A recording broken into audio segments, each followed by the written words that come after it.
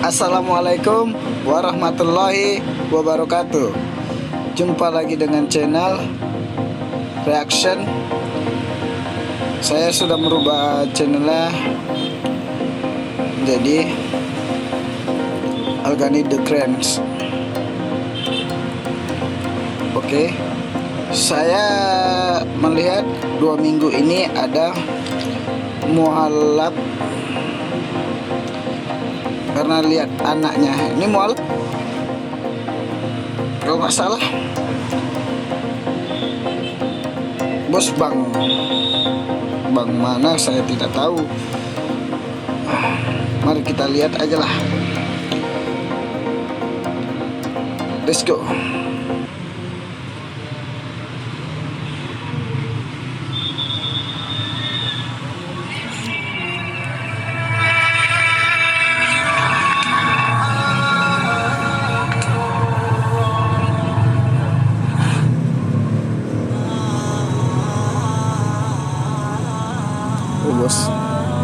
Mas Pion. Memperoleh ketenangan dan kedamaian, itulah yang dirasakan oleh Herman Halim yang merupakan seorang dirut Bank Mas Pion yang menyandang status mualaf semenjak 2004 tahun lalu.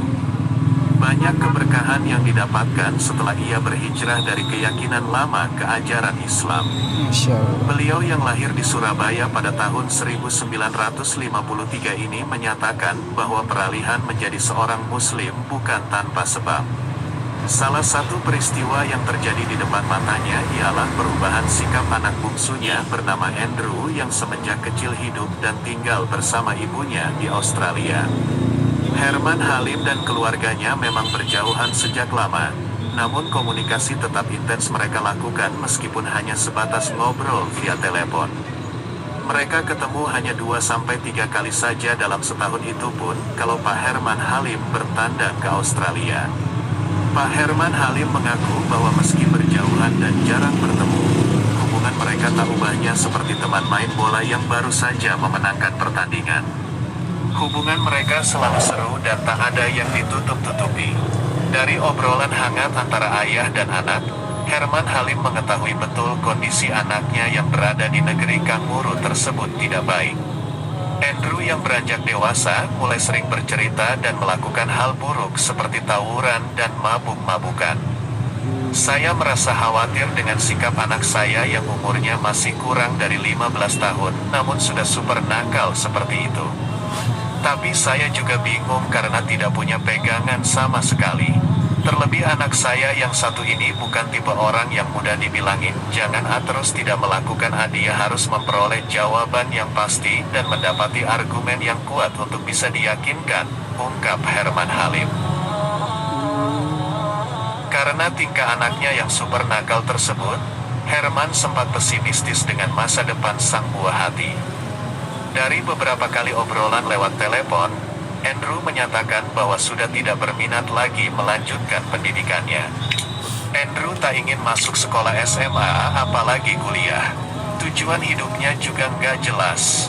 Beruntung walaupun memiliki watak sikap keras kepala, Andrew dan kakaknya tipe orang yang supel dan mudah bergaul dengan teman-temannya. Mereka tak mau hanya berkutat dengan teman-teman sesama orang Indonesia di Australia. Karena mudah bergaul inilah, Andrew mendapatkan banyak teman.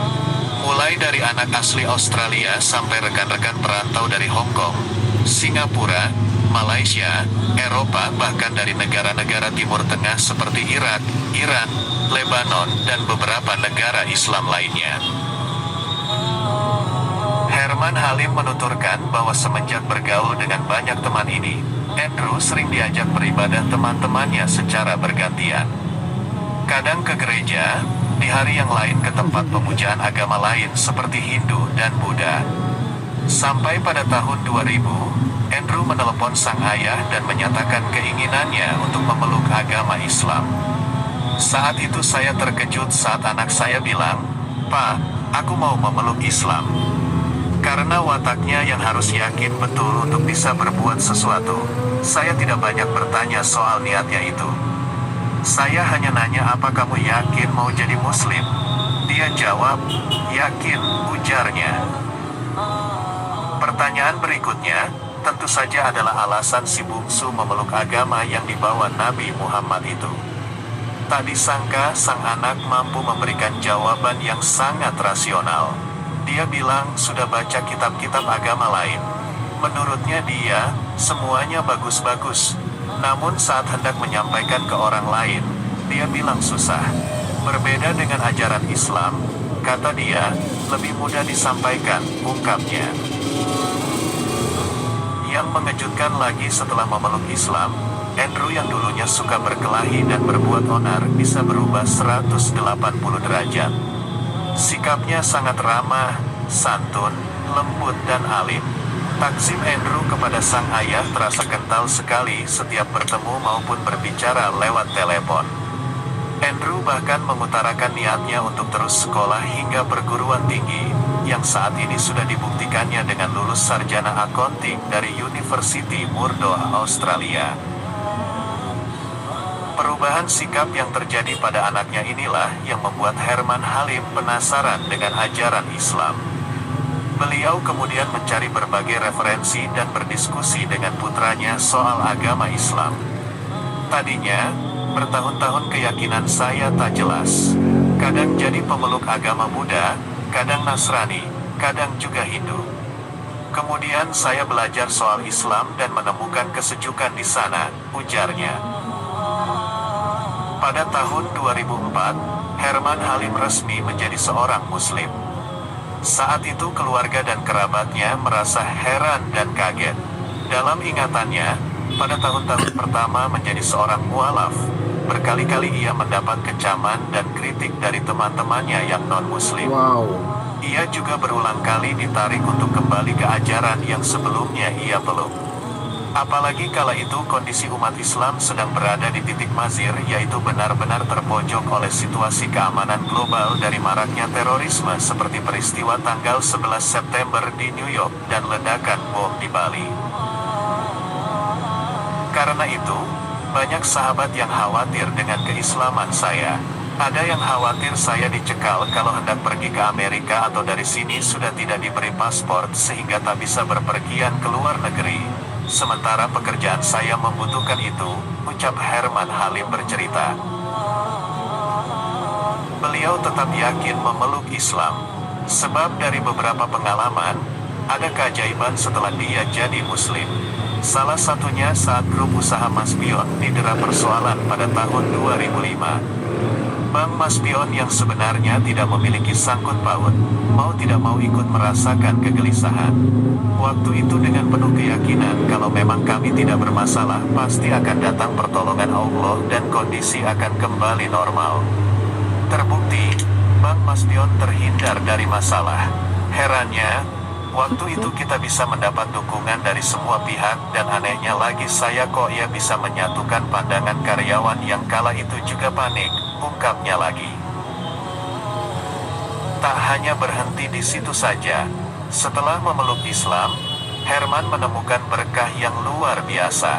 Ini dirasakannya 2 tahun pasca memeluk agama Islam, yaitu dipertemukan dengan wanita cantik yang kemudian dipersuntingnya pada tahun 2006. Karena sudah merasa gak enak menjadi duda, saat bertemu dengan wanita yang cocok, saya langsung meminangnya. Wanita ini 24 tahun lebih muda dari saya, tapi sangat sabar dan baik hati kepada saya. Dan yang membuat saya lebih yakin terhadap kebesaran Allah adalah kesediaan dia untuk beralih dari agamanya yang dulu menjadi seorang muslimah. Saya benar-benar memperoleh kebahagiaan atas izin Allah, ungkap Herman Halim yang saat ini juga menjabat sebagai Wakil Ketua Yayasan Masjid Cengho Surabaya. Satu lagi yang membuat Pak Herman Halim mantap memeluk agama Islam ialah adanya kesetaraan dalam melihat derajat manusia. Ini yang paling terasa kalau masuk masjid. Rasanya sejuk banget karena kita yang beda rezeki, beda profesi, bisa sejajar. Mau dia bos, tukang becak, bakul dawet, posisinya sama terutama saat mendirikan sholat berjamaah, tuturnya. Karena itulah pada Ramadan tahun keempat keislamannya, ia benar-benar berusaha untuk berpuasa 1 bulan penuh, mengulangi rekornya pada Ramadan tahun lalu. Ia mengaku di tahun pertama dan kedua menjadi mualaf, puasa adalah hal yang paling berat. Jadi, waktu itu masih bolong-bolong, kalau sekarang insya Allah bisa penuh 1 bulan, ucapnya sungguh-sungguh. Demikianlah sekelumit kisah inspirasi seorang mualaf yang memeluk Islam setelah melihat akhlak anaknya yang berubah 180 derajat dari yang super nakal menjadi anak yang ramah, santun dan taat kepada orang tua. Semoga cerita singkat ini mampu menginspirasi Anda dimanapun berada. Jika tulisan ini bermanfaat, jangan segan-segan share atau membagikan artikel ini ke situs jejaring sosial milik Anda seperti Facebook, Twitter, dan Instagram.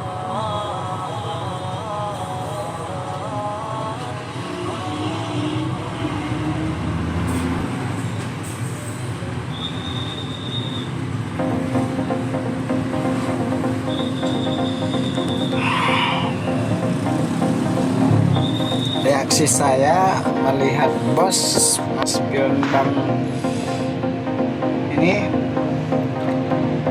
gara-gara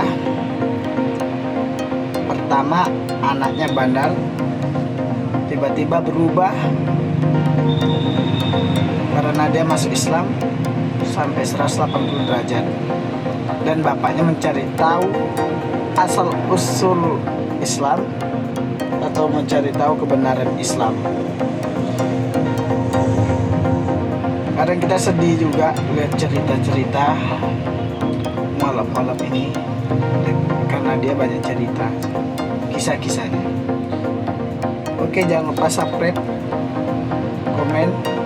komen aja suka hati, mau komen buruk, mau komen kasar, dan jangan lupa berlangganan ya. Assalamualaikum warahmatullahi wabarakatuh.